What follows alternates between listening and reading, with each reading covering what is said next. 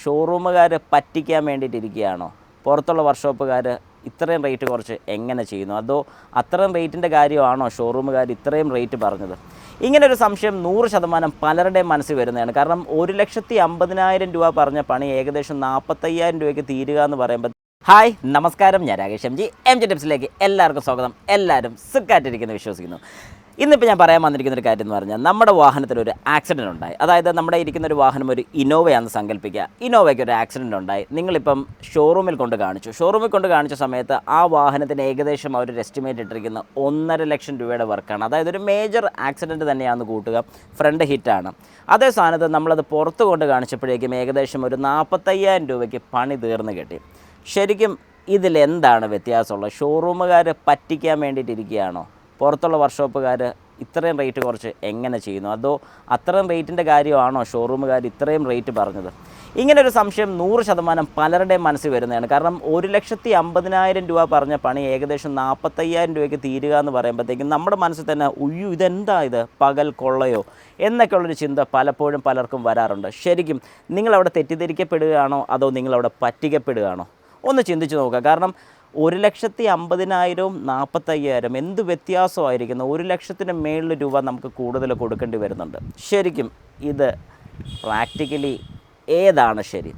എൻ്റെ ഒരു സജഷൻ ഞാൻ പറയുകയാണെന്നുണ്ടെങ്കിൽ 1,50,000 രൂപയുടെ തന്നെ ചെയ്യണമെന്ന്. കുറച്ച് പേരെങ്കിലും എന്നോട് ചോദിക്കുമായിരിക്കും, ഇവനെന്താ നമ്മുടെ കാശ് കളയാൻ വേണ്ടി ഇരിക്കുകയാണോ എന്നുള്ളൊരു ചോദ്യം 100% വരും. ശരിക്കും പറഞ്ഞാൽ ഞാൻ കാശ് കളയാൻ വേണ്ടി പറഞ്ഞതല്ല, മുമ്പോട്ട് പിന്നെ കാശ് മുടക്കാതിരിക്കാൻ വേണ്ടിയിട്ടാണ് ഞാൻ ഈ ഒരു കാര്യം പറഞ്ഞത്. അപ്പോൾ കുറച്ച് പേരെങ്കിലും തോന്നുമായിരിക്കും, ഇവൻ കമ്പനിയുടെ സൈഡിൽ നിൽക്കുന്നത്, ഇവൻ കമ്പനിയുടെ സ്റ്റാഫല്ലേ, ഞാൻ മാരുതിയിലാണ് വർക്ക് ചെയ്യുന്നത്, അപ്പോൾ ടൊയോട്ടയുടെ വാഹനത്തിൻ്റെ കാര്യം എനിക്ക് പറയേണ്ട കാര്യമുണ്ടോ? അത്ര നിങ്ങളൊന്ന് ചിന്തിക്കുക. എന്തുകൊണ്ട് ഇത് പറഞ്ഞു എന്ന് ഞാൻ പറഞ്ഞുതരാം. കാരണം ഈ പറഞ്ഞൊരു വാഹനം ശരിക്കും ജെന്യുവനായിട്ട് നടന്നൊരു കാര്യം തന്നെയാണ്. ആ ഒരു കാരണം ഞാൻ എടുത്ത് പറയുന്നതിൻ്റെ കാര്യം വേറൊന്നും കൊണ്ടല്ല. ഈ ഒരു വാഹനത്തിൻ്റെ വർക്ക് കഴിഞ്ഞതിന് ശേഷം ഏകദേശം 45,000 രൂപയ്ക്കാണ് ഇതിൻ്റെ വർക്ക് തീർത്തിറങ്ങിയത്. പക്ഷേ ഇതിന് ശേഷം തൊട്ട് പിന്നെ ഓരോ ദിവസം ഇതിന് ഓരോ പണികളാണ് വരുന്നത്. അതായത് പിന്നെ ഫ്രണ്ടിൽ നിന്ന് സൗണ്ട്, മറ്റേ പ്രശ്നം, ഈ പ്രശ്നം.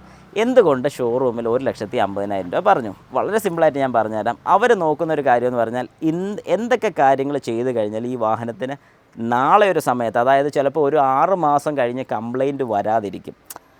ഈ തട്ടിക്കൂട്ട് പരിപാടിയും ജെന്യുവനായിട്ടുള്ള പരിപാടി, ഇങ്ങനെ 2 ഫങ്ഷൻസ് അല്ലെങ്കിൽ 2 കാറ്റഗറീസ് ഉണ്ട് ഇതിനകത്ത്. അതായത് നമ്മുടെ വാഹനത്തിൻ്റെ ബമ്പർ ഹിറ്റ് വന്ന് ബമ്പർ മാറി, പൊട്ടലുണ്ട്, ബമ്പർ മാറിയില്ല, അത് നമ്മൾ കുത്തി തയ്ച്ച് വയ്ക്കുകയോ പുട്ടിയൊക്കെ ഇട്ടൊന്ന് സെറ്റാക്കിയൊക്കെ വിടുകയൊക്കെ ചെയ്ത് കഴിഞ്ഞാൽ വർക്ക് ചെയ്യാം, റേറ്റ് അതുപോലെ കുറയും. പക്ഷേ ഇതെന്ത് സംഭവിക്കുന്നത് വെച്ചാൽ നാളെ ഒരു സമയത്ത് വൈബ്രേഷൻസും കാര്യങ്ങളൊക്കെ കൂടി ആ സ്റ്റിച്ച് ചെയ്തിരിക്കുന്ന പോർഷനിൽ പൊട്ടൽ വരാനുള്ള ചാൻസ് ഉണ്ട്, ഇളക്കം സംഭവിക്കാനുള്ള ചാൻസ് ഉണ്ട്. അങ്ങനെ ഇത് ഞാൻ ജസ്റ്റ് ബമ്പറിൻ്റെ കാര്യം മാത്രം പറഞ്ഞു. ഇനി അകത്ത് വരുന്ന ഫ്രെയിംസ് കാര്യങ്ങളൊക്കെ, സപ്പോർട്ട് ബാർ കാര്യങ്ങളൊക്കെ ഇടിച്ച് ചുളുങ്ങി വരുന്നത് നമുക്ക് ലെവൽ ചെയ്തെടുക്കാൻ പറ്റും, അത് 100% ചെയ്യാം. പക്ഷേ ഈ ലെവൽ ചെയ്ത് കഴിയുമ്പോഴത്തേക്കും നാളെ അതിൻ്റെ സ്ട്രക്ചറൽ പ്രോബ്ലംസും കാര്യങ്ങളൊക്കെ ഇൻറ്റേർണലായിട്ട് 100% വരും. കാരണം കമ്പനി ആ കൊടുത്തിരിക്കുന്ന സ്ട്രക്ചർ നമ്മളത് ലെവൽ ചെയ്തെടുത്ത് കഴിയുമ്പോഴത്തേക്കും വരുന്നൊരു സ്ട്രക്ചറും ഡിഫറൻസ് ആണ്, 100% ഡിഫറൻസ് ഉണ്ടാവും.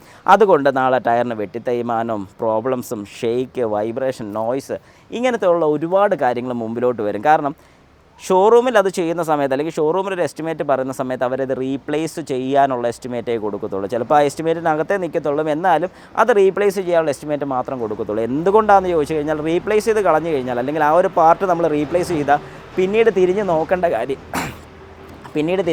കാര്യം വരുന്നില്ല. പക്ഷേ ഇത് നമ്മൾ റിപ്പയർ ചെയ്തിടുകയാണെന്നുണ്ടെങ്കിലോ നമുക്ക് ഓരോ തവണ പിന്നെ അതിനെ മെയിൻറ്റെയിൻ ചെയ്ത് കൊണ്ടുപോകാനുള്ളൊരു ബുദ്ധിമുട്ടാണ് സംഭവിക്കുന്നത്. അതുകൊണ്ട് ഞാൻ എപ്പോഴും റെക്കമെൻഡ് ചെയ്യുന്നൊരു കാര്യം എന്ന് പറഞ്ഞാൽ, നിങ്ങളുടെ ഒരു വാഹനത്തിന് ആക്സിഡൻറ്റ് ഉണ്ടാവുകയാണെങ്കിൽ, പ്രത്യേകിച്ച് ക്ലെയിം ഉണ്ടെങ്കിൽ, ഇൻഷുറൻസ് ക്ലെയിം ഉണ്ടെങ്കിൽ ഇൻഷുറൻസിൽ തന്നെ ഷോറൂമിൽ തന്നെ ആ കാര്യം ചെയ്യുക. അങ്ങനെയാണെന്നുണ്ടെങ്കിൽ ഫുൾ റീപ്ലേസ്മെൻറ്റ് ആയിരിക്കും ചെയ്യുന്നത്. പക്ഷേ ഓതറൈസ്ഡ് വർക്ക്ഷോപ്പ് അല്ലെന്നുണ്ടെങ്കിൽ അവിടെ സംഭവിക്കുന്നത് എന്താണെന്ന് പറഞ്ഞാൽ റേറ്റ് കുറവായിരിക്കും, 100%. ഇൻഷുറൻസ് ക്ലെയിം ഇല്ലെങ്കിൽ നിങ്ങൾക്ക് അങ്ങനെ പുറത്ത് കൊടുക്കുന്നത് തന്നെ ആയിരിക്കും നല്ലതെന്ന് ഞാൻ പറയത്തുള്ളൂ.